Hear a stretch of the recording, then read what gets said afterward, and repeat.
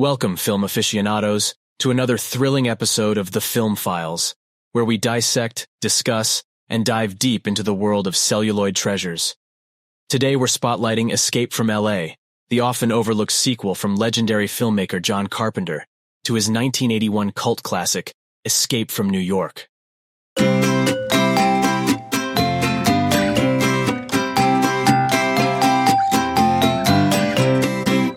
If the story seems eerily familiar, that's because it is. We find ourselves in a dystopian future where seismic catastrophes have transformed Los Angeles into an island, a prison for society's rejects, a decision decreed by the U.S. government. Our protagonist, the indomitable Snake Plissken, once again masterfully portrayed by Kurt Russell, finds himself in the midst of this chaos. His mission, should he choose to accept it, not that he has much of a choice, is to retrieve a deadly doomsday device now in the clutches of the menacing terrorist, Cuervo Jones. Adding another layer to the intrigue, the president of this new moral America, embodied by Cliff Robertson, orders Plissken to eliminate his daughter Utopia, who has turned rogue and allied herself with Cuervo. To ensure Plissken's cooperation, he's infected with a lethal virus, promising him a swift death in 10 hours unless he completes his mission and secures the antidote. His mission, should he choose to accept it, not that he has much of a choice, is to retrieve a deadly doomsday device now in the clutches of the menacing terrorist, Cuervo Jones. Adding another layer to the intrigue, the president of this new moral America, embodied by Cliff Robertson, orders Plissken to eliminate his daughter Utopia, who has turned rogue and allied herself with Cuervo. To ensure Plissken's cooperation, he's infected with a lethal virus, promising him a swift death in 10 hours unless he completes his mission and secures the antidote. Sound familiar? Indeed, it bears an uncanny resemblance to the original movie's plot. Alongside Russell and Robertson, the film features an all-star cast including Stacy Keach, Steve Buscemi, and Pam Grier, among others. Let's now delve into the intriguing origins of Escape from L.A. The seeds for this sequel were sown in the mid-1980s. A script was commissioned in 1985, but Carpenter, the creative genius behind the franchise, felt it lacked the gritty darkness that was the hallmark of the original. It was too campy for his taste.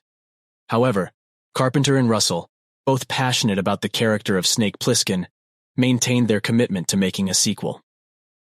Speaking of behind-the-scenes trivia, did you know that skateboarding legends Tony Hawk and Chris Miller served as uncredited stunt doubles for Kurt Russell and Peter Fonda in the film's surfing scenes?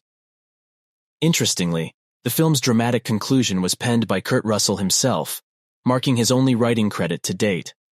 Russell's affinity for his character, Snake Plissken, was so deep that he wanted to dictate his character's fate.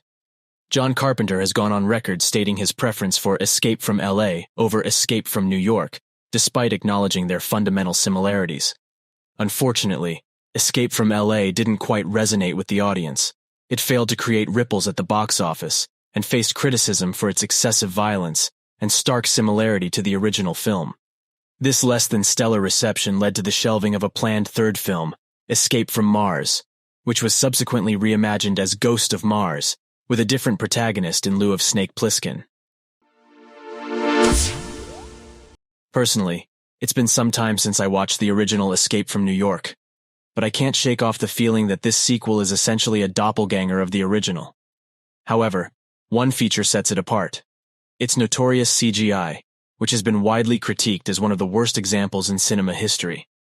While I can't wholeheartedly label Escape from L.A. as a terrible film, it falls short of being exceptional. There is a certain charm in seeing Kurt Russell reprise his role as Snake Plissken, a character that's a paradox of cool and absurd, timeless and incredibly dated. At times, it's as if Russell channels the aura of Clint Eastwood in his performance. So, would I recommend Escape from L.A.? If you've got 90 minutes to spare and a penchant for dystopian thrillers, it might just serve as a mildly entertaining watch. Just don't set your expectations too high. That's all for this episode of The Film Files. Tune in next time as we explore more fascinating corners of the cinematic universe. Until then, keep the popcorn popping and the projectors rolling.